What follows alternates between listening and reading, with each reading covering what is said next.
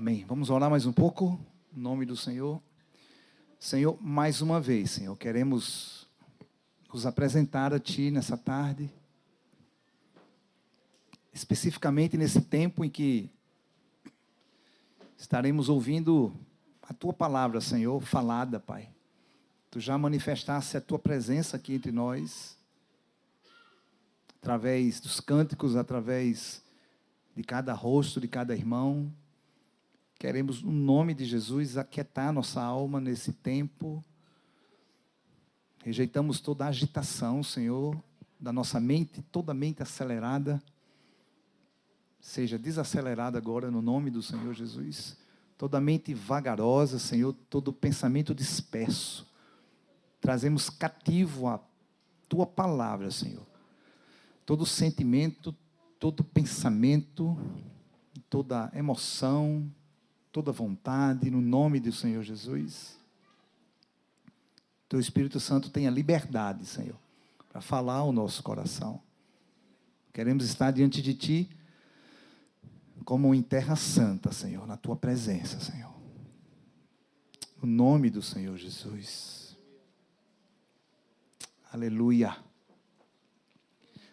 Meu Jesus maravilhoso és, minha inspiração para prosseguir, e mesmo quando tudo não vai bem, eu continuo olhando para Ti, pois sei que Tu tens o melhor para mim. Há um segredo no coração, dá-me forças para continuar.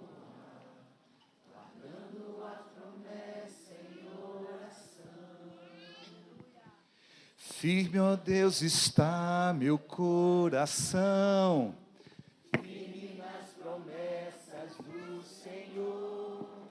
Eu continuo olhando para Ti, e assim eu sei que posso prosseguir.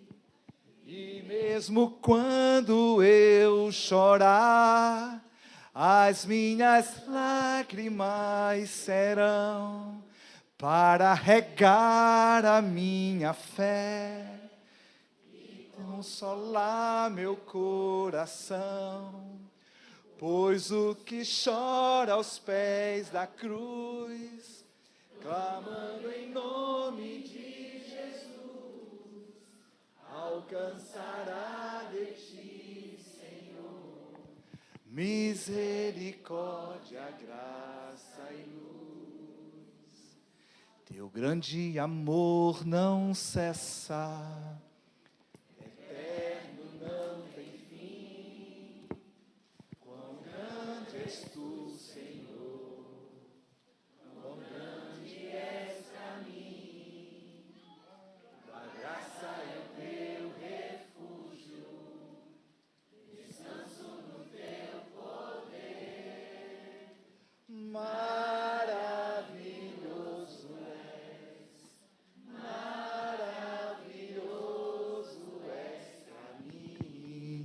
Firme, ó Deus, está meu coração, firme nas promessas do Senhor.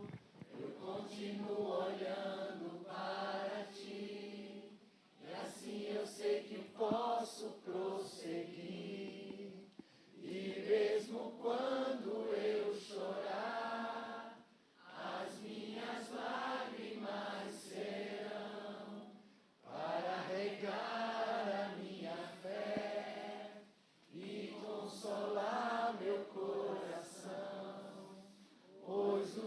chora aos pés da cruz, clamando em nome de Jesus, alcançará de Ti, Senhor, misericórdia, graça.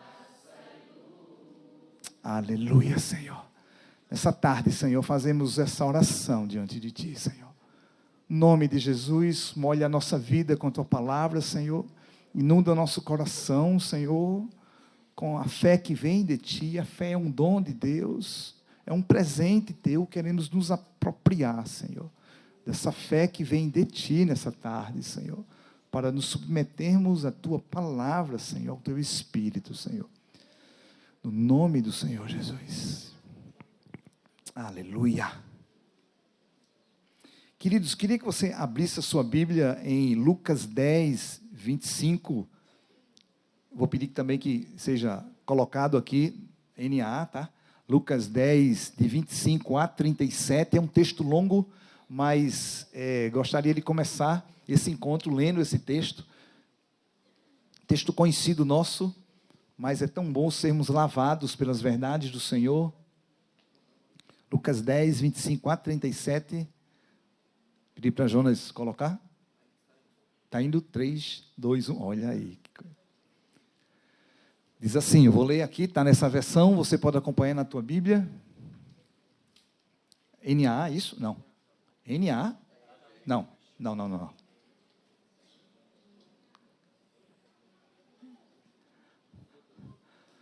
Agora vai. 3, 2, 1. Agora. Advogado, esse é nova versão atualizada, revista, deve ser uma coisa na linguagem de hoje. Um advogado tem ali. Quando eu olhei, diz assim: e eis que certo homem, intérprete da lei, se levantou com o objetivo de pôr Jesus à prova. E lhe perguntou: mestre, que farei para herdar a vida eterna? Então Jesus lhe perguntou: o que está escrito na lei? Como você a entende? A isto ele respondeu: ame o Senhor seu Deus de todo o seu coração, de toda a sua alma, com todas as tuas forças e todo o seu entendimento. E ame ao seu próximo como você ama a si mesmo. Então Jesus lhe disse: você respondeu corretamente, faça isso e você viverá. Mas ele, querendo justificar-se, perguntou a Jesus: quem é o meu próximo? Jesus prosseguiu dizendo: um homem descia de Jerusalém para Jericó e caiu nas mãos de alguns ladrões. Estes, depois de lhe tirar a roupa e lhe causar muitos ferimentos, retiraram-se e deixando-o semi-morto. Por casualidade, um sacerdote estava descendo por aquele mesmo caminho e, vendo aquele homem, passou de largo. De igual modo, um levita descia por aquele lugar e, vendo, passou de largo. Certo samaritano que seguia o seu caminho passou perto do homem e, vendo-o, compadeceu-se dele e, aproximando-se, fez curativos nos ferimentos dele, aplicando-lhes óleo e vinho. Depois colocou aquele homem sobre o seu próprio animal e, levando-o para uma hospedaria, e tratou dele. No dia seguinte, separou 2 denários e os entregou ao hospedeiro, dizendo: cuide deste homem, e se você gastar algo a mais, farei o reembolso quando eu voltar. Então Jesus perguntou: qual destes 3 lhe parece ter sido o próximo do homem que caiu das mãos dos ladrões? O intérprete da lei respondeu: o que usou de misericórdia para com ele. Então Jesus lhe disse: vá e faça o mesmo. Irmãos, um texto muito conhecido nosso, tá? Da maioria aqui. O texto fala que a intenção era de Jesus contar essa história, essa parábola, era para responder à indagação desse intérprete da lei, que era um das classes dos religiosos daquela época.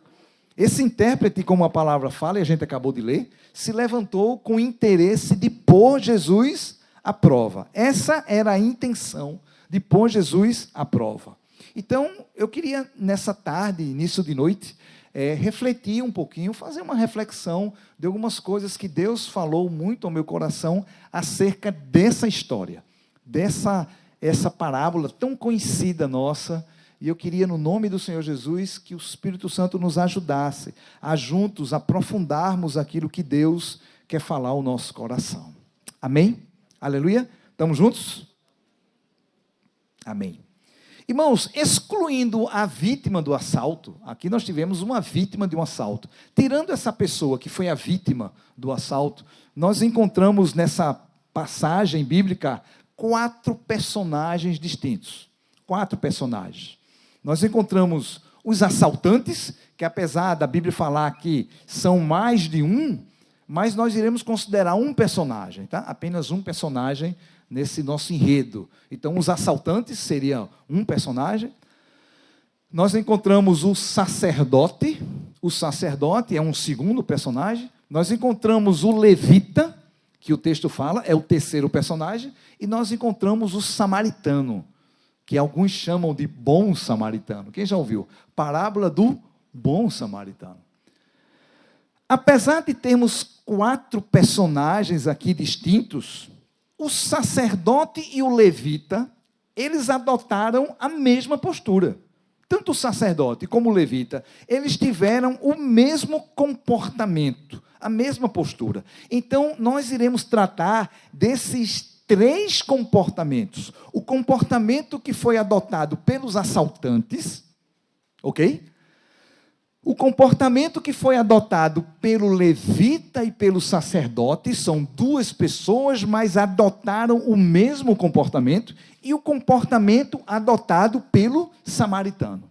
Então, 3 posturas diferentes. A postura dos assaltantes, a postura do sacerdote e do levita, e a postura do samaritano.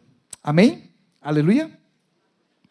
Irmãos, quando eu estava meditando nesse texto, a primeira impressão que veio no meu coração foi a seguinte: veja, assaltante eu não sou. Tem 3 posturas, uma eu já estou fora. Eu até admito, talvez, em algum momento, a postura do levita e do sacerdote.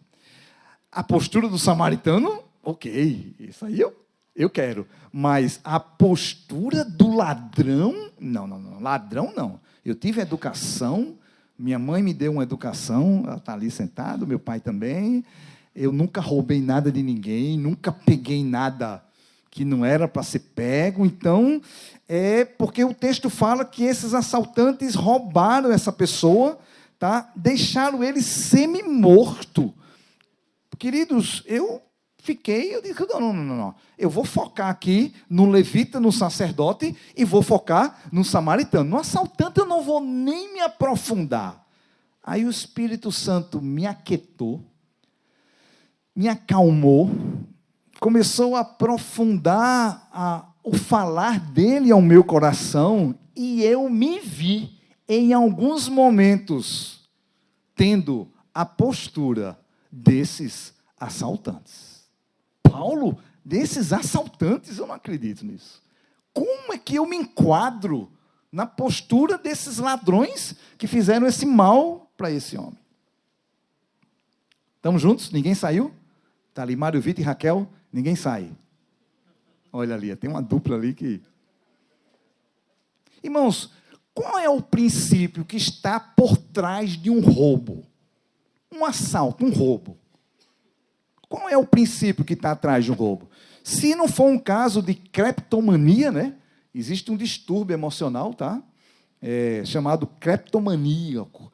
É aquela pessoa que tem um desejo de roubar apenas pelo prazer de roubar. Isso é um distúrbio emocional, tá? As pessoas dizem assim, quando um rico é pego roubando, ele é cleptomaníaco. Quando um pobre é pego roubando, ele é ladrão. Quem já ouviu isso? Você já viu isso? Se for um pobre, é ladrão. Se for um rico, não, é porque ele está doente, tem um distúrbio emocional. Tá? Mas, irmão, se não for um distúrbio emocional, o princípio que está atrás do roubo é o seguinte: a pessoa deseja ter algo que não tem.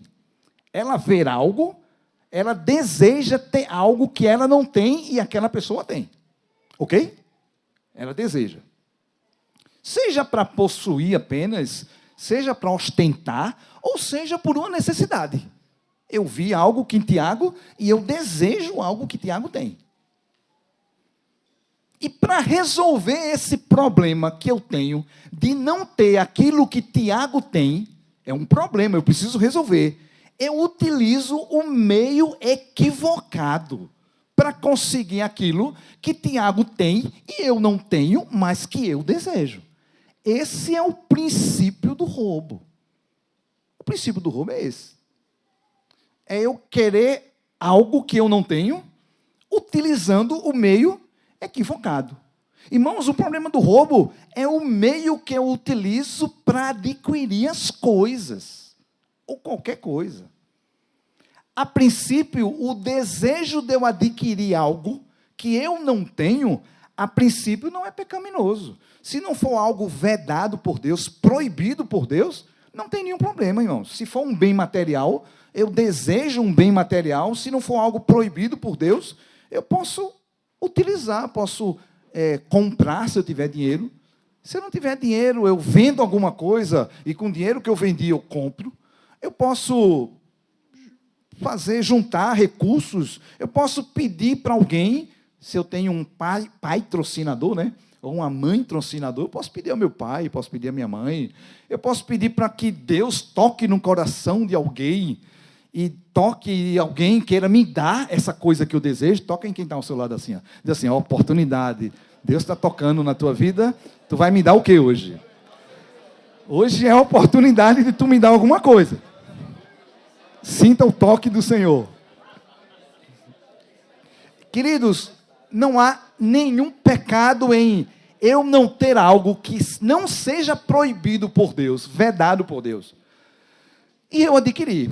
Pode ser um conhecimento que eu sei que alguém tem e eu não tenho, e eu desejo ter esse conhecimento. Eu posso entrar num curso, eu posso estudar por mim mesmo, eu posso me qualificar, eu posso pedir para aquela pessoa me ensinar aquele conhecimento. Se é uma condição física que eu não tenho, eu posso tentar me condicionar fisicamente, diminuir a ingestão de alimento, aumentar o gasto calórico.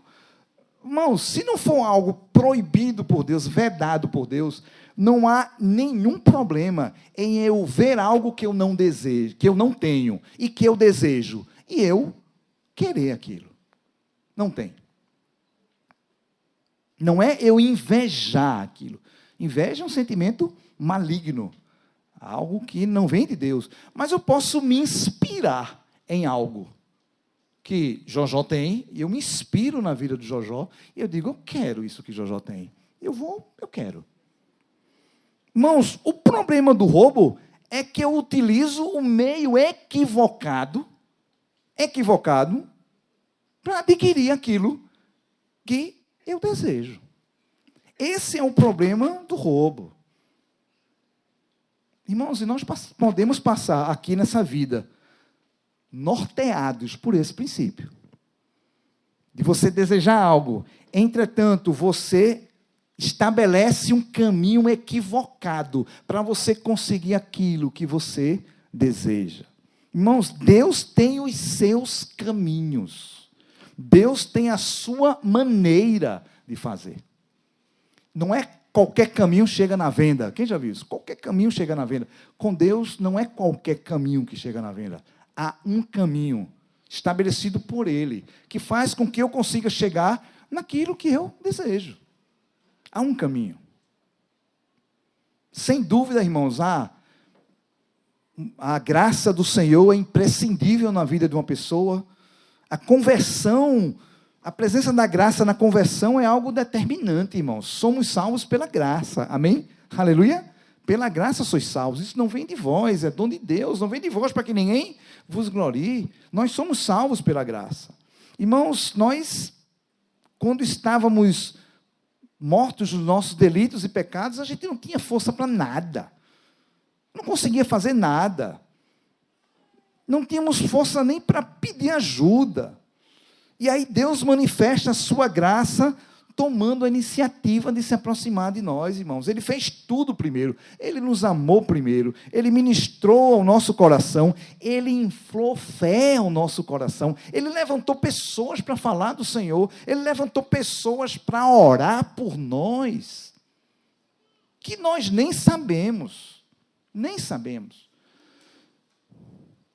Deus fez tudo isso primeiro. Romanos 5:8, um texto muito precioso, diz assim: mas Deus prova o seu próprio amor para conosco, pelo fato de Cristo ter morrido por nós, quando nós ainda éramos pecadores. Nós ainda pecadores, e Cristo morreu por nós. Então, Deus derramou a sua graça salvadora. Quem foi alvo dessa graça salvadora? Quem foi alvo dessa? Tu fosse alvo dessa graça. Diga: Senhor, eu fui alvo, Senhor. Se não fosse a tua graça, eu não estaria aqui. Porque eu já me enrolei muito, e você também. Mas a graça salvadora do Senhor chegou em nós. Amém? Aleluia? Irmãos, e essa graça do Senhor, ela continua na nossa caminhada. Uma vez regenerados, salvos do Senhor, essa graça, ela continua se manifestando em nós, mas depois que a gente entrega a vida para Jesus, que nós somos batizados, a graça se manifesta de maneira diferente de antes e quando nós não éramos convertidos. A graça do Senhor nos sustenta, nos guarda, mas ela se manifesta de maneira diferente. Há uma cooperação do meu trabalho com o trabalho do Espírito Santo em nossas vidas. Irmãos, eu morto no meu delito e no pecado, eu não tinha força para nada. Nada. Se teve alguma coisa que eu consegui clamar ao Senhor, foi por causa do Espírito Santo no meu coração. Foi o Espírito Santo no meu coração. Mas uma vez convertidos, entregues ao Senhor a nossa vida, irmãos, Deus age comigo, com você, através de uma cooperação, onde o Espírito faz algo que cabe a Ele fazer. Deus faz algo que cabe a Ele, mas tem uma parcela desse trabalho que cabe a mim e cabe a você. Há um caminho para ser trilhado, há um meio legítimo para eu receber aquilo que Deus quer para mim e para você. Alguns têm um entendimento equivocado, achando que está se pregando que o homem vai crescer mediante o esforço humano. Não, você está pregando o quê? Você está pregando que não precisa mais da graça? Absolutamente. A graça do Senhor está constante na nossa vida, nos guardando, sem sombra de dúvida. Mas existem alguns passos que eu e você, nós precisamos dar. Amém? Amém? Aleluia. Tito 2, 11 e 12. Tito 2, 11 e 12. Não olhe para mim com essa cara, não. Está olhando com a cara muito assustada. Tito 1, 11 e 12. Diz assim. Tito 2, 11 e 12, desculpa. Fala assim, ó. Porque... Está aí já? Não, desculpa, eu vou ler aqui. Porque a graça de Deus se manifestou, trazendo salvação a todos. Isso. Aí fala, ela é a graça nos educa para que, renegada a impiedade e as paixões mundanas, vivamos nesse mundo de forma sensata, justa e piedosa. A graça, ela nos redime, mas a graça, ela nos educa. Essa palavra educa no original significa, entre outras coisas, treinar, instruir, ensinar, corrigir, purificar pela aflição de males e calamidade, levar alguém a aprender, punir ou castigar com palavras. A graça me educa. Ela chegou de maneira salvadora sobre mim, sobre sua vida, mas ela me educa. Ela age na minha vida, me levando para que eu tenha uma vida santa diante do Senhor. Há uma participação de Deus e uma participação minha. Amém? A vida cristã não é uma escada rolante, que a gente dá um passo e a partir daí, quem gosta de andar de escada rolante? É muito massa, né? Você olha assim e fala, caramba, bicho. Aí você dá um passozinho, vê que coisa. Rapaz, o cara que inventou uma escada rolante, eu não sei quem foi.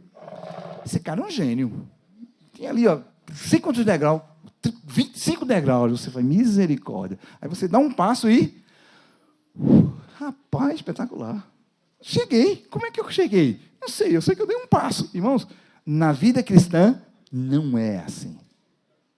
Eu preciso dar um passo. Amém? Aleluia. Eu preciso dar outro passo. Eu preciso dar outro passo. Outro passo para ser transformado à imagem de Jesus. Alguns textos, só para a gente lembrar. 1 Coríntios 9, 24 a 27, texto muito conhecido, fala... 1 Coríntios 9, 24 a 27, eu vou tocar aqui, tá? Não sabeis vós que os que correm no estádio, todos na verdade correm, mas um só leva o prêmio, aí fala, correi de tal maneira que o alcanceis. Todo atleta em tudo se domina. Aqueles para alcançar uma coroa incorruptível, nós, porém, a incorruptível. Assim corro, também eu, não sem meta, assim eu luto, não como desferindo golpes ao ar, mas esmurro meu corpo e reduzo a escravidão para que, tendo pregado a outros, não venha eu mesmo ser desqualificado. Tu consegue ver uma participação do homem aqui? Do homem convertido? Quem que tem que correr? Quem é? Quem é? Quem tem? Quem tem que correr? Quem tem que lutar? Quem tem que esmurrar o corpo? Quem tem que reduzir a escravidão? Eu. Na força do Espírito Santo, claro que é na força do Espírito Santo. Não é na minha força, claro. Mas tem que haver uma participação minha. Minha. Eu preciso participar. Irmãos, há um desejo do coração de Deus. Outros textos aqui, mas só por causa do nosso tempo. Há um desejo no coração de Deus de nos ver crescendo, irmãos. Mas Deus prepara um caminho para que eu e você trilhemos esse caminho. Amém? Trilhemos esse caminho. Às vezes, nós nos comportamos, com todo respeito, não quero agredir você, tá? No nome do Senhor. Às vezes a gente se comporta como aqueles ladrões. Sabia? Aqueles ladrões, eles desejavam algo que eles viram, mas eles não quiseram pagar o preço estabelecido para ter aquilo. Eles não quiseram trilhar o caminho que foi colocado para ter aquilo. Eles queriam aquilo que eles estavam vendo, que desejava no coração, sem trilhar o caminho. Eles queriam o resultado, mas eles não queriam o processo. Quer o resultado, mas ele não quer o processo que produz o resultado. Aleluia. 1 Timóteo 6,12, só mais outro texto. Combate o bom combate da fé. Toma posse da vida eterna, para a qual também foste chamado, e de que fizesse boa confissão perante muitas testemunhas. 1 Timóteo 1, 18 e 19, Paulo fala, este é o dever de que te encarrego, ó filho Timóteo, segundo a profecia de que te foi antecipadamente fosse objeto, combate firmado nela o bom combate, mantendo a fé e a boa consciência, porque alguns, tendo rejeitado a boa consciência, vieram naufragar na fé. Irmãos, há um combate a ser combatido, tu consegue ver aqui? E Paulo fala, este é o dever, há um dever de combater o bom combate. E o texto fala aqui, alguns vieram naufragar na fé. Por que naufragaram na fé? Porque não combateram o bom combate. Não bateram o combate. Rejeitaram a boa consciência. Amém? Estamos juntos? Tu consegue ver que há uma participação tua nesse processo? Tem uma participação de Deus, mas há uma participação minha. Eu preciso participar. Não adianta eu ficar chorumingando, irmãos. Eu preciso participar. Não adianta ficar me vitimizando. Eu preciso participar desse processo. Eu não estou conseguindo. Se pede ajuda, se coopera, se vai orar junto, vai chorar junto, vai jejuar junto, fazemos o que for necessário, mas tem algo que eu preciso fazer, que o William não pode fazer por mim, que Tiago não pode fazer por mim. Eu preciso combater o bom combate. Amém? Você pode dizer para quem está ao seu lado isso? Você é tão bonitinho. Você está tão cheirosinho. Você está tão lindinho. Mas você precisa combater o bom combate.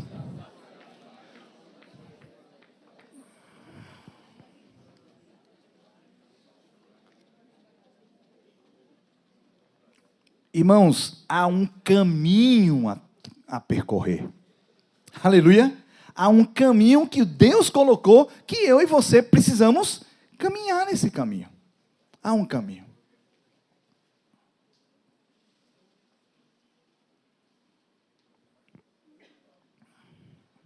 Alguns pais, às vezes, olham para a amizade que outros pais têm com seus filhos.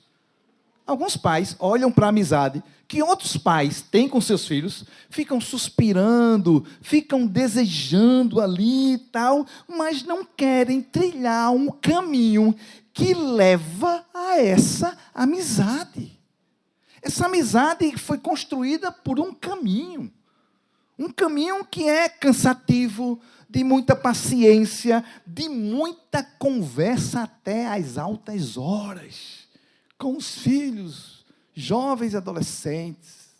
Não quer dormir, eu não tenho paciência não, eu fico agoniado. Esse menino, é mais fácil dizer que a culpa é do adolescente e do jovem. Há um caminho que precisa ser caminhado. Ah, como eu queria que meu filho fosse tão assim como o filho de fulaninho de tal. Ok, alguns casos realmente a pessoa não quer, mas muitos casos é que não houve um plantio. Aí não dá para colher quando a gente não planta. Muitos casais vê a amizade de outros casais, eu já vi, a gente pastoreia muito tempo, vê a amizade de outros casais, aí fala, rapaz, esse fulaninho de tal é tão amigo do esposo, do cônjuge, é verdade, ficam ali desejando, mas não querem trilhar o caminho que leva a isso, a um caminho, queridos. Um caminho de perdão, de serviço, de abnegação, de investir tempo juntos, tempos dois. Aí os filhos casam, saem de casa, aí fica dois estranhos. Prazer, tudo bem? Como é teu nome? Tudo bem. Tá morando aqui? Tô. Vai 30 anos que eu moro aqui. Sério? Tá. Ok. São dois estranhos, irmãos. Não querem trilhar o caminho. Tanta coisa aqui que... Muitos querem ter uma vida profunda de relacionamento no reino, irmãos. Ficam desejando, admiram irmãos que têm uma vida profunda, mas não querem trilhar o caminho. O caminho de se abrir para os irmãos, de permitir que a sua vida seja conhecida, de permitir que a sua vida seja tocada, de permitir que seja admoestado, de ter a sua casa com gente na sua casa. Texto João 12, 24 fala, em verdade lhe digo, se o grão de trigo caindo na terra não morrer, fica só, mas se morrer, produz muito fruto. Relacionamento não é simples. Mesmo no reino, não é simples. Mas é um caminho que a gente precisa trilhar. Um caminho de perdão. Um caminho de pedir ajuda, um caminho de se reconciliar, um caminho de ter paciência, um caminho de você fazer, meu Deus, você pensa, não acredito que eu estou ouvindo isso, Jesus, mas eu vou me relacionar, porque eu preciso me relacionar. Irmãos, é um caminho, irmãos. É um caminho. Muitos querem fazer discípulo. Tivemos um encontro agora de fazer discípulo, né? Em carnaval, saímos cuspindo fogo. Pode ser? Fogo santo isso. Fogo santo. Irmãos, mas não querem traçar um caminho, irmãos. Não quer sair da zona de conforto, não quer tomar iniciativa, não quer estar disposto a levar fora, está disposto a ser maltratado, não quer. Não, primeiro fora que eu levar, eu não quero. Irmãos, ninguém faz discípulo, ninguém cuida de gente, se não estiver disposto a levar fora. Disposto a ter a mesma conversa 30 vezes. A falar a mesma coisa 40 vezes com a mesma pessoa. E você às vezes faz, eu vou dar um murro nele, eu vou dar, eu não aguento não, eu vou dar. Depois eu peço perdão, William, Fernando, mas eu vou dar um murro, que eu não aguento não falar de novo. Aí o Senhor, o Espírito Santo, calma, está quieta. Irmãos, assim é uma vida, é um caminho que eu e você precisamos trilhar. Aqueles assaltantes, eles queriam o bem material daquele homem. Eles queriam, mas eles não queriam percorrer o caminho correto de trabalhar, de se esforçar para ter. Eles queriam um atalho. No reino de Deus não há atalho, irmãos. Eles queriam um resultado, mas não queriam o processo. Irmãos, e quantos ensinamentos nós temos durante o processo? O processo é doloroso, mas o processo nos purifica, nos santifica, forma o caráter de Cristo em nós, nos limpa, gera a vida de Deus em nós. O processo é pau, como a gente fala aqui no Nordeste. O processo é lindo, porque Deus forja a vida dele em nós. Amém? Amém? Asaf tem uma música muito antiga que diz assim: quem vê de longe não sabe o que eu já vivi. Quem vê de longe não sabe o quanto eu vivi. Irmãos, quem vê de longe assim, rapaz, como eu queria ser. Irmãos, há um processo. Eu não quero pegar nada sem o caminho que o Senhor estabeleceu. Eu não quero. Senhor, quero o teu caminho, porque o caminho de Deus é perfeito, não é o meu caminho, nem o caminho de ciclaninho, o caminho que Deus estabeleceu para mim, esse caminho é perfeito, Deus sabe como me tratar, eu quero o caminho de Deus, e o caminho de Deus vai me levar a estar no centro da sua vontade. Será que você se enquadrou aí como ladrão? Não precisa? Eu já... Senhor, às vezes eu já desejei algo sem querer trilhar o caminho. Como eu queria. Eu queria tão rapaz, fulano é muito... Rapaz, vou dizer, nasceu virado para a lua, viu? Quem já viu isso?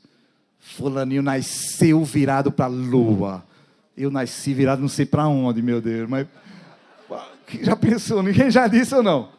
Já, mas para a lua, que esse daí, tudo, irmãos, quem vê de longe não sabe se eu tenho um caminho para mim. Segundo, como sacerdote levita.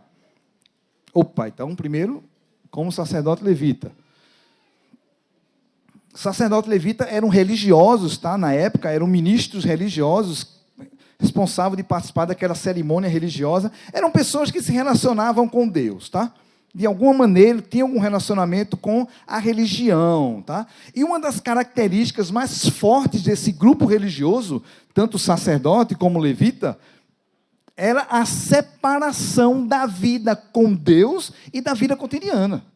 Eles faziam uma completa separação. Uma coisa é a minha vida com Deus, é a minha vida religiosa.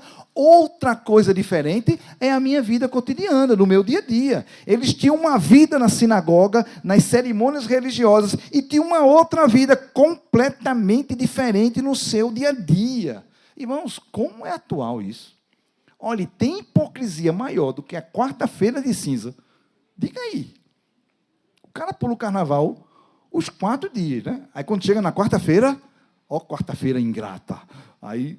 vai lá se purificar, fica lá, tal. Não é verdade? Irmãos, isso é uma hipocrisia do mundo, isso era uma característica dos religiosos que muitas vezes chega até nós.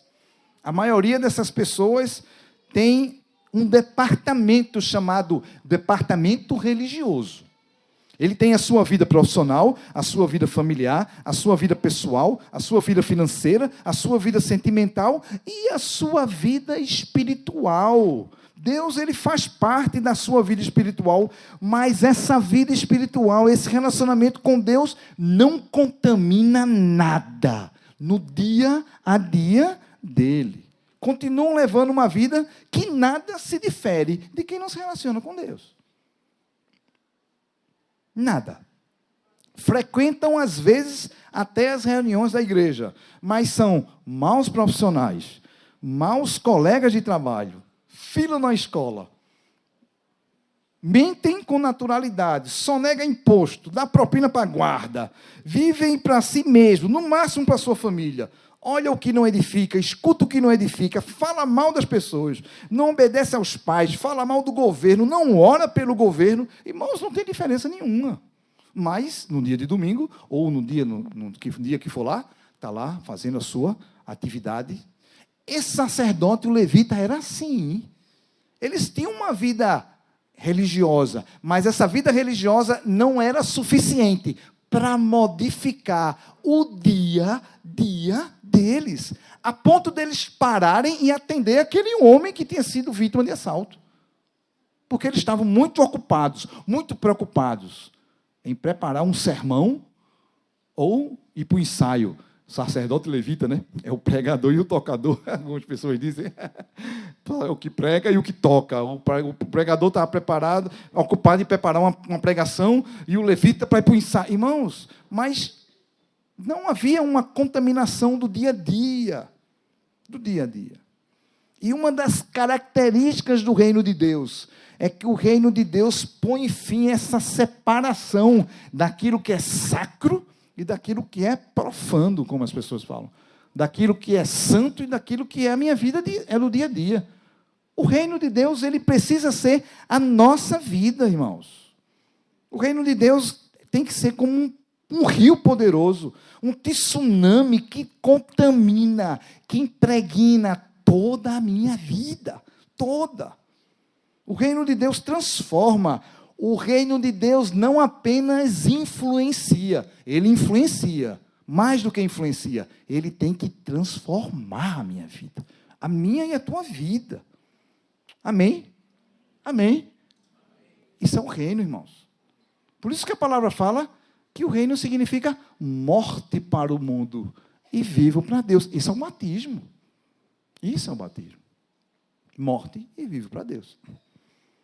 Semana eu me lembrei de uma música bem antiga, que fala: a vida que Cristo oferece, o mundo não pode te dar, é vida no seu coração, é vida perfeita em amor, é vida aos pés do Senhor, é vida de Deus em você. Wellington, é vida que nasce da morte, é vida que traz o perdão, é muito mais que uma religião, é Cristo vivendo em você.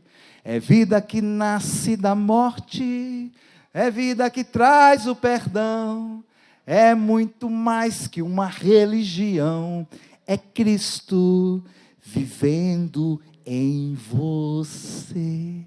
Irmãos, isso é um reino na vida da gente. 25 horas por dia, irmãos.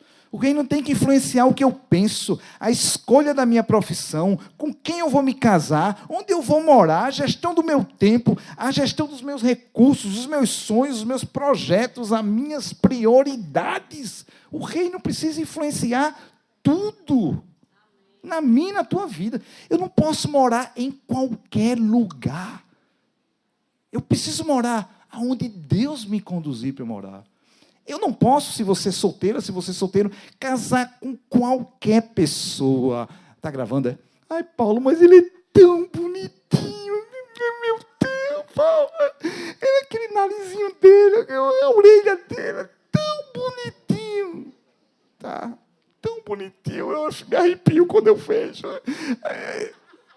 Sim, mas o Senhor está mandando tu casar com ele? Está mandando. Mas Paulo, ela é tão bonita. Paulo, aquele perfume. Ai, eu fico... Sim, mas Deus está mandando eu casar com ela? Irmãos, tem que submeter isso ao Senhor, irmãos. Ao Senhor. Você que não casou ainda. Eu vivo 25 horas por dia para o meu Deus. E a minha vida com Deus precisa impactar a minha segunda, terça, quarta, quinta, sexta. 1 João 3, 16 a 18 fala...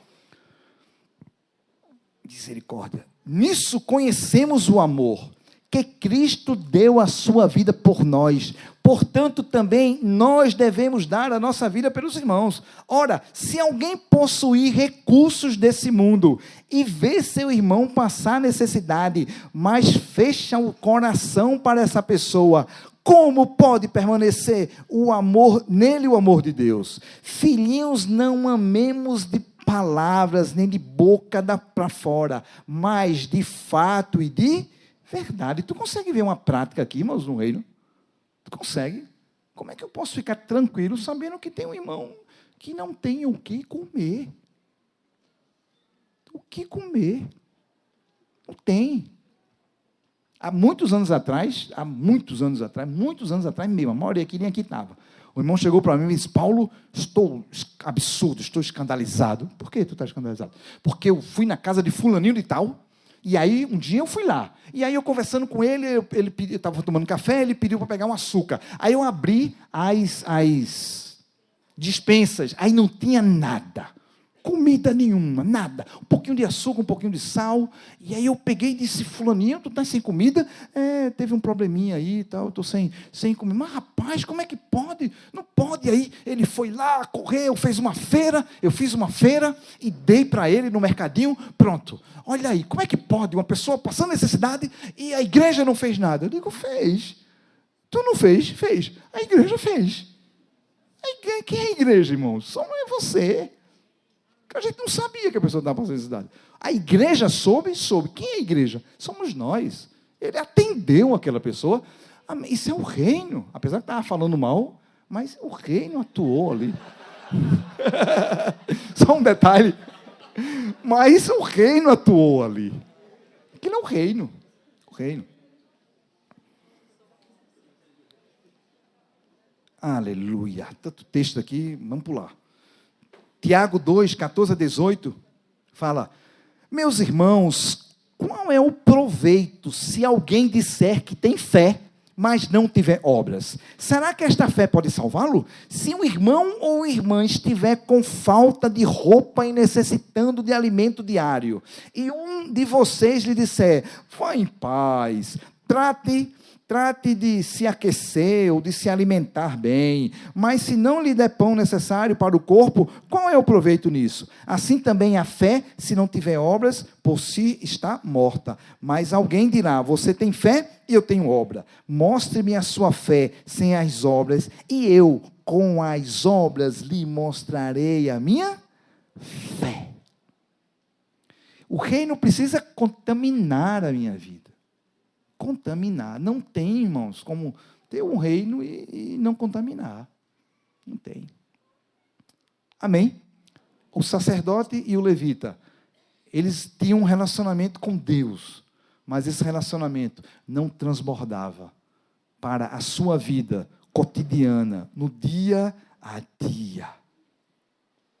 A ordem que nós ouvimos do Senhor foi para guardar as coisas que Jesus ordenou. Estão lembrados no acampamento? Portanto, façam discípulos de todas as nações, batizando-os e ensinem eles a guardar. Irmãos, ensinar a guardar é diferente de saber. Guardar é diferente de saber. A ordem do Senhor não foi para que a gente saiba as coisas que Jesus ordenou. Foi para que a gente, o quê? Guarde. Guarde significa pratique as coisas que Jesus ordenou para mim e para você. Aleluia. Isso vem em uma prática, irmãos. Eu preciso praticar no nome do Senhor Jesus. Tem um monte de coisa aqui, mas agora chegou em nós. Amém? Quem crê nisso? O samaritano. Aleluia. Diga assim: agora chegou em você. Diga: você não tem nada a ver com esse assaltante. Você tem nada a ver com esse sacerdote. Nada a ver com esse levita. E agora chegou em você. Diga: você é um samaritano, você é uma samaritana, um bom samaritano, uma boa samaritana, amém? Aleluia? Aleluia. Irmãos, os samaritanos sofriam um profundo desprezo pelos judeus da época, eram evitados por um rolo aí, que eu não vou nem contar, senão a gente vai gastar muito tempo, é uma história, pensa no rolo. Você pensa que só tem rolo agora, tem muito tempo que tem rolo aí, irmão. Samaritano com judeus, eles não podiam nem estar no templo, eles não podiam, mas foi quem o Senhor usou. Jesus usou exatamente o samaritano. para falar de falar da prática que é necessário ter o Evangelho. O Evangelho é prático. O Evangelho precisa ser vivido de maneira prática. Amém? O amor de Deus para conosco, ele é prático, concreto, palpável, real. Ele é objetivo, irmãos. Não é uma coisa teórica, uma coisa hermenêutica, exegética. Não. É uma coisa que é... O amor de Deus para conosco é prático. Texto muito conhecido nosso, João 3,16. Quem conhece? Fala, porque Deus amou o mundo de tal maneira e compôs uma música para nós. Está assim? E fez um poema para mim. Ele amou e ele falou que me amava. E ele chorou intensamente. Não, irmãos. Deus amou o mundo de tal maneira que ele... O que é que ele fez? Ele deu o seu filho. Ele deu o seu filho. Consegue ver alguma coisa prática aqui, irmãos? Ele entregou. Não é uma coisa teórica. O amor de Deus para conosco é algo prático. 1 João 4,9. 1 João 4,9 fala: nisto se manifestou o amor de Deus em nós, em havendo Deus enviado o seu Filho unigênito ao mundo, para vivermos por meio dele. O amor de Deus, ele se manifestou. Amém? O amor de Deus, ele se manifestou, ele se tornou prático, concreto, para mim e para você. Se o amor de Deus é prático, o amor de Jesus para conosco também é muito prático, irmãos. João 15:13 fala: ninguém tem maior amor do que este, de dar a alguém a própria vida em favor dos seus amigos. Gálatas 2:20, um outro texto. Logo, já não sou eu quem vive, mas é Cristo que vive em mim. E esse viver que agora tenho na carne, vivo pela fé no Filho de Deus que me amou e se entregou por mim. Não fala que me amou e disse eu te amo. Que me amou e fez uma poesia para mim. Que me amou e me... Não, ele que amou e ele se entregou por mim e por você. Consegue ver o aspecto prático aqui, irmãos? Consegue ver o aspecto prático do amor de Jesus? Jesus sempre amou de maneira prática. Tu tem experimentado esse amor prático? Tu tem experimentado esse amor prático de Jesus? Tem? Tu pode dizer assim, eu tenho. Tu consegue ver coisas que a gente não imagina quando você vê Deus se apresenta como nosso Pai, aquele que guarda, que constrange o nosso coração. Constrange o meu e o teu coração. Aleluia. Interessante, irmãos, que na palavra, ainda falando desse amor prático, na palavra, nós temos algumas passagens que mostram, a palavra fala de pessoas que amaram a Jesus. E muitas vezes essas pessoas não chegaram a abrir a sua boca para dizer que amaram Jesus. Mas a atitude que essa pessoa tomou é uma atitude que comprovou que ele realmente amava a Deus, amava a Jesus de maneira prática e de maneira concreta. Um texto muito conhecido nosso é Abraão entregando Isaac. Nós conhecemos essa história. Todos conhecemos essa história. Deus deu o Isaac para Abraão, depois Deus pediu Isaac. Em um determinado momento, quando Abraão já está próximo ali de baixar o cutelo, né? Já vai, aí há um brado do céu dizendo: não, Abraão, pare, não precisa fazer isso, porque agora eu sei, o texto fala, que você verdadeiramente teme a mim. Esse temer, no original, é uma reverência, é uma devoção, fruto de um amor. Abraão não falou que amava a Deus, mas a atitude de Abraão foi uma atitude que comprovou para Deus o seu amor para com ele. Lucas 7, 36 a 48, não vamos ler agora. A mulher pecadora ungindo a Jesus. Jesus foi chamado para jantar, comer na casa de um religioso na época. Era comum, quando as pessoas chegavam na casa de alguém, convidados, havia um escravo para lavar os pés. Nós já sabemos disso, porque as pessoas andavam de sandálias e era normal o pé ficar cheio de poeira. Então, tinha um escravo, normalmente chegava, lavava e enxugava os pés, e não fizeram isso com Jesus. E aí Jesus chegou lá, em determinado momento, uma mulher pecadora, ela lavou os pés de Jesus com as lágrimas, enxugou com os cabelos, todos nós já conhecemos esse episódio.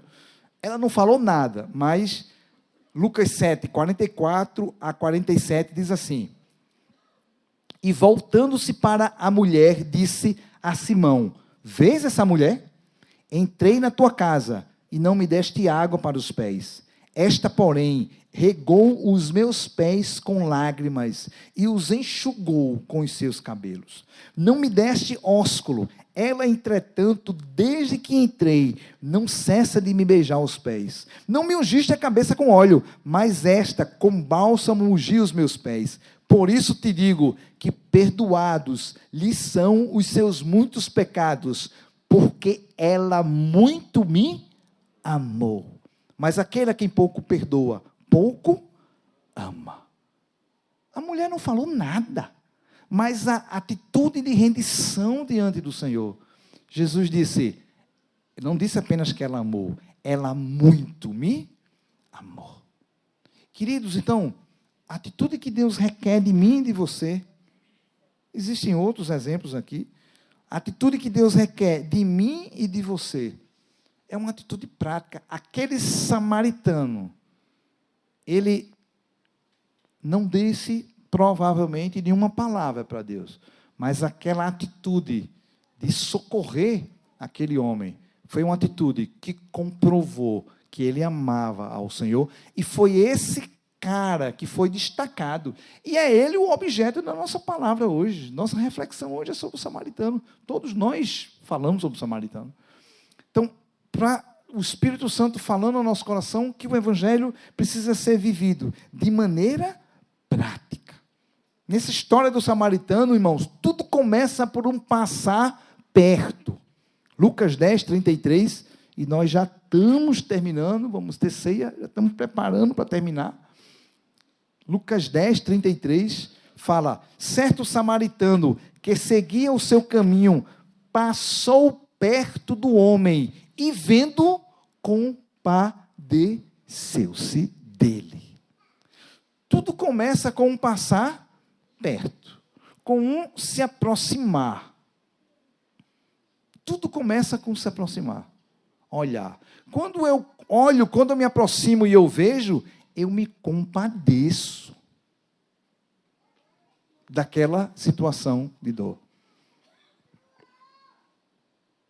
Não está na Bíblia não, né? Mas fala, o que os olhos não veem, o coração não sente. Quem já viu essa frase? Os olhos precisam ver. Quando eu vejo, o que eu não vejo.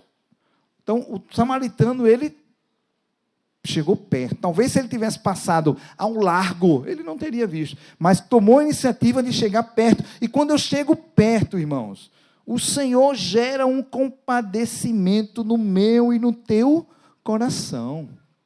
E aí fala, versículo 34, Lucas 10, 34. E aproximando-se, fez curativos na ferida dele, aplicando-lhe óleo e vinho. Depois colocou aquele homem sobre o seu próprio animal, levou-o para uma hospedaria e tratou dele. Não tem como se compadecer sem uma atitude concreta. Amém? Não tem. Eu preciso ter uma atitude concreta. Às vezes é chorar com alguém. Paulo, eu não posso fazer nada. Eu não posso fazer nada. Mistura as lágrimas. Faz uma mistura santa de lágrimas. Tu chora, a pessoa chora. Muitas vezes é isso que aquela pessoa está precisando naquele momento. Apenas se compadecer ouvindo. Na proclamação que nós fazemos, tem gente que tem a necessidade de falar. Não é verdade, não é?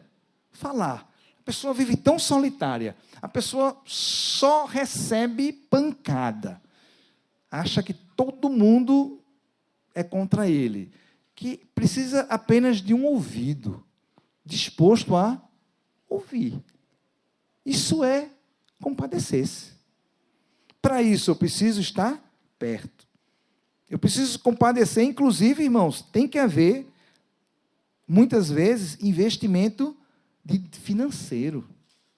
O texto fala, ele foi e curou as feridas, colocou no seu animal. Muitas vezes a gente precisa investir, colocar. Ah, Paulo, eu posso ser enganado? Posso. Fazer o quê? Eu já fui enganado. Já, eu e Joel, cadê? Joel, lembra? No aeroporto, pegamos um cara, o cara contou uma história bonita, tal, eu e Joel, e a gente caiu na história, ajudamos financeiramente o cara era um 7 em 1 daqueles, bem enrolão, ok, mas proclamamos o reino, ministramos para ele sumiu, contou uma história, e outras vezes, irmãos, mas isso não fica de graça na mão do Senhor. Eu tenho que estar disposto a ser partido. Eu sou um pão nas mãos do Senhor e permitir o Senhor me partir. Amém? Distribuir aquilo que o Senhor tem me dado para ajudar outras pessoas. Aleluia. Há 3 maneiras da gente passar na vida, irmãos. Há 3 maneiras.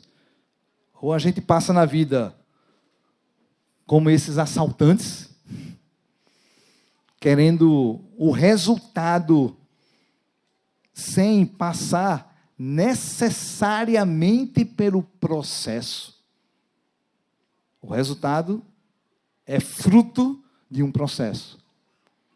A gente pode passar na vida como esse sacerdote e esse levita, sacerdote e levita, que tinha uma fé teórica, uma fé de gabinete. Sabe o que é uma fé de gabinete? Aquela fé que não traz nenhuma prática do dia a dia, que não modifica nada o teu dia.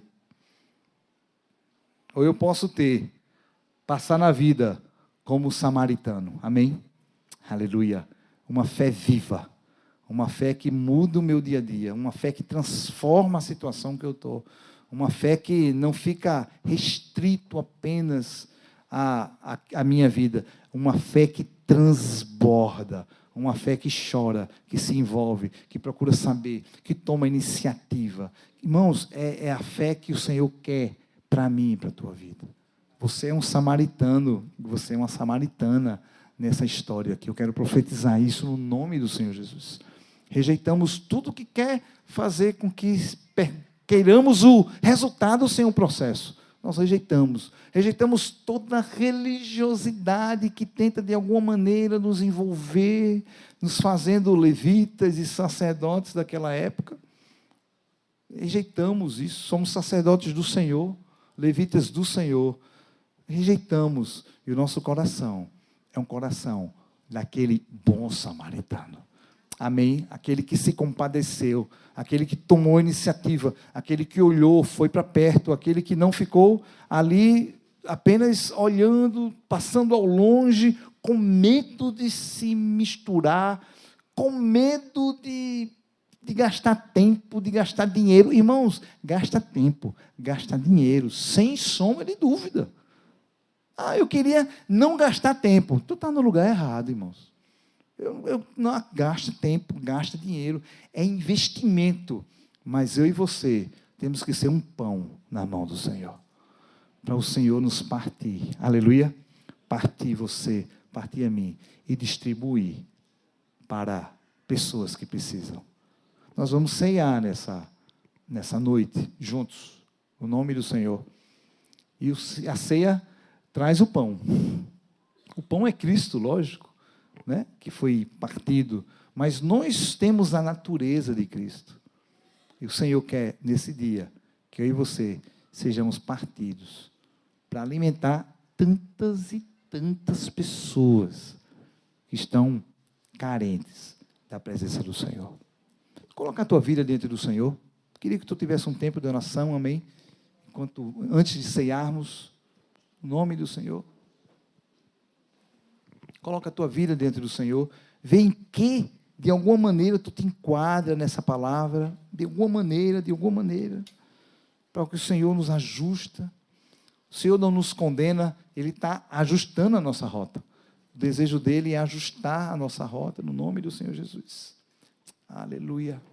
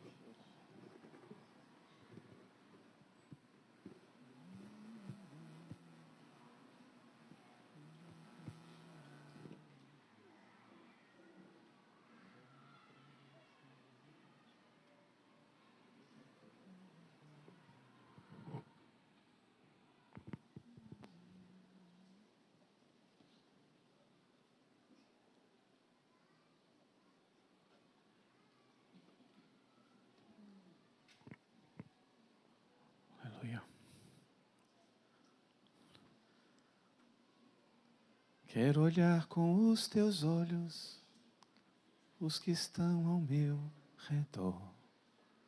Quero aprender a servi-los, porque dar é bem melhor. Quero aprender a servi-los, porque dar é bem melhor. Como a água e a toalha, tu me deste a lição de um padrão que nunca falha, para viver em comunhão. Repartiste tua vida, transformou em vinho e pão. Quero repartir a minha em serviço aos meus irmãos. Certa vez eu estava saindo de uma lanchonete com um irmão. Foi o Eduardo Aracaque que veio aqui. Quando ele veio, a gente foi para a Jaqueira. Como o Sheila brinca, a gente só tava o pó da rabiola. Bem cansado. Que a gente tinha ido a João Pessoa, voltou. E naquela noite a gente tinha voltado da Jaqueira com os irmãos. Aí fomos comer algo. E na saída da lanchonete, eu doido para ir para casa, tomar um banho, descansar. Ele viu o que eu não vi. Ele viu eu acho que era um rapaz pedindo alguma coisa. E ele nem entrou no carro, né? O Aracaque, o Eduardo. Abraçou aquele rapaz, orou por ele. Aí, naquela hora eu senti uma correção de Deus, sabe? A gente precisa levantar os olhos para ver as pessoas. Porque os teus olhos são os olhos de Deus, né? Nós não falamos isso, né? Isso é o bom samaritano. Na verdade, o bom samaritano habita em nós. Porque ele disse que bom só tem um, o Pai. Né? Não sei se eu posso falar esse problema aqui, mas nenhum de nós é capaz de olhar para o outro, né? Esse olhar, acho que é altruísta, né? Vem de Deus, né? De ser doador. Então, quem quer mais isso, irmãos? Amém. Nós temos em nós o melhor samaritano, que é Jesus. Mais do que isso, né? Então, eu sei que é possível fazer isso, é possível enxergar os outros, né? Mas levanta os teus olhos, porque o teu próximo vai estar perto de você e você tem condições celestiais de curar feridas, de levantar o cansado, porque o Espírito do Senhor está sobre ti. Amém? Bendito seja o nome do Senhor. Eu queria chamar os irmãos que cooperam na ceia, para que possamos cear juntos. Aleluia. A gente, por conta do pecado, se distancia dessa bondade, né? Mas Deus é bom. Vai, João. Quero olhar com os teus olhos os que estão ao meu redor. Quero aprender a servi-los, porque dar é bem melhor. Quero aprender a servi-los, porque dar é bem melhor. Antes de Cristo, olhamos para os nossos umbigos, mas depois de Cristo, nós levantamos os olhos. Amém? Para ver ao nosso redor. Você tem capacidade de Deus para ajudar o outro. Sejamos assim. Amém? Sem ser ladrões. Nunca pensei que eu ouvi isso, mas sem ser os ladrões, né? Sem ser sacerdotes e levitas que separam as coisas, mas ser como Cristo, o bom. Jesus é o bom. Amém? Traz o pão aqui, Fabiano, para eu orar junto. Como ouvimos hoje, nós somos uma extensão de Ti mesmo, Senhor. E Tu repartiste a Tua vida como repartiremos esse pão. Tu não dividiste, porque Teu corpo é indivisível. Ninguém pode dividi-lo, é um só. Mas Tu repartiste em favor de muitos. Muito obrigado, Jesus, porque Tu fosse aquela cruz, e naquela cruz Tu te deste, te doaste por nós, repartindo o Teu corpo em favor de muitos, Senhor. Assim queremos nessa noite, início de noite já, Senhor, também repartir a nossa vida, como uma extensão da Tua vida em favor de muitos, para que Tu sejas glorificado. Em nome de Jesus. Os irmãos podem. Traz aqui, ó.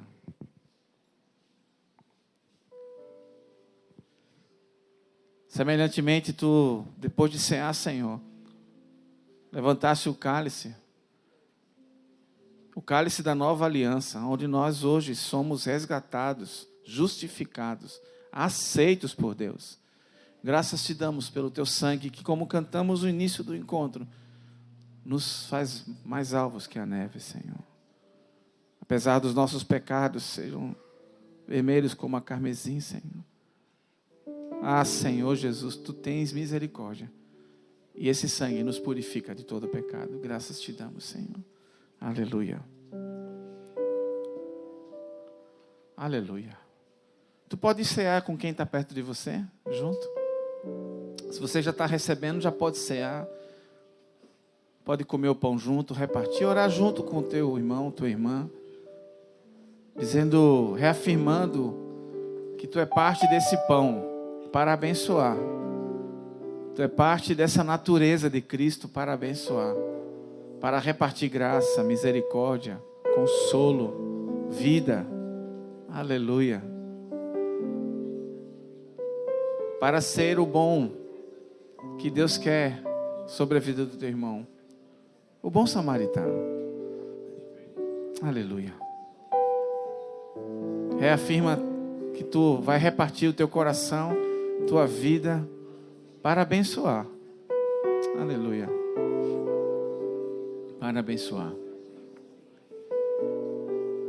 Aleluia, Senhor. Chorabarabaraba. Tu pode fazer isso, quem já está recebendo, já pode orar junto com o teu irmão, reafirmando tua aliança com ele, nessa caminhada tão preciosa do reino de Deus, que não se caminha só. Aleluia. Aleluia. Caminhamos juntos, porque se um cair, o outro levanta. Aleluia. Glória a Jesus. Onde estiverem 2 ou 3, Ele está aí no nosso meio. Então reparte com teu irmão um pão, suco representando o sangue de Jesus. Aleluia.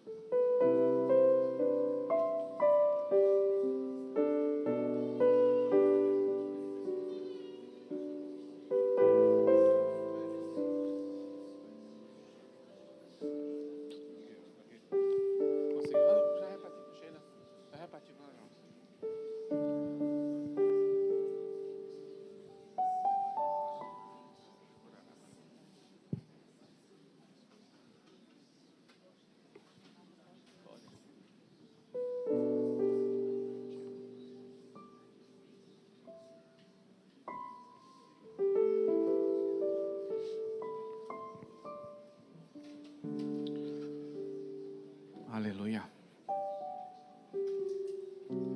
Com água e a... Você está tocando essa não, né, Jó?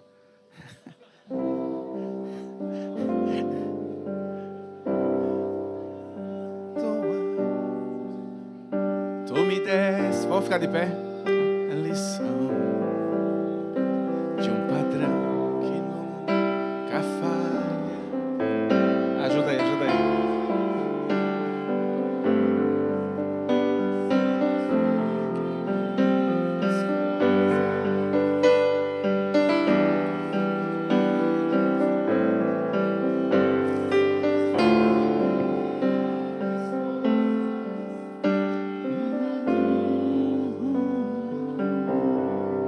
Aleluia. Quem já teve ferida aqui tratada por outro? Eu nem falei aonde a ferida era.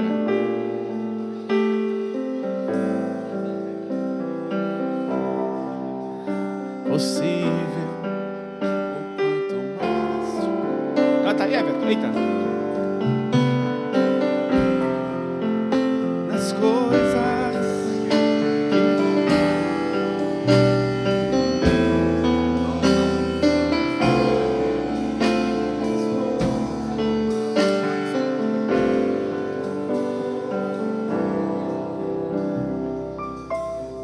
Acho que os irmãos vão olhar com os teus olhos, os que estão ao meu redor. Aprender a servi-los, porque dar é bem melhor. Quero aprender a servi-los, porque dar é bem melhor. Com água. Com a água e a toalha, tu me deste uma lição de um padrão que nunca falha, pra viver em comunhão. São as pequeninas coisas que expresso a ti, Jesus. São as pequeninas coisas que a ti amar. Agora deixa eu falar para você um negócio. Quem faz, às vezes esquece. Não é? Quem faz algo, às vezes esquece. Até uma bondade. Mas quem já foi alvo da bondade, de alguma maneira, nunca esquece. Então, se você já foi alvo da bondade de um próximo, que sarou, que cuidou até de feridas da alma, podemos agradecer ao Senhor. Porque Ele não mandou anjos, mandou pessoas. Amém? Podemos agradecer a Deus por isso. Quem já foi tratado assim, com óleozinho de misericórdia, com óleo de bondade? Ah, Senhor Jesus, muito obrigado, Senhor. Pai, graças te damos porque Tu tens levantado pessoas assim para cuidar de nós. Mas também queremos ser agentes desse ato de amor, Senhor, como nós ouvimos hoje.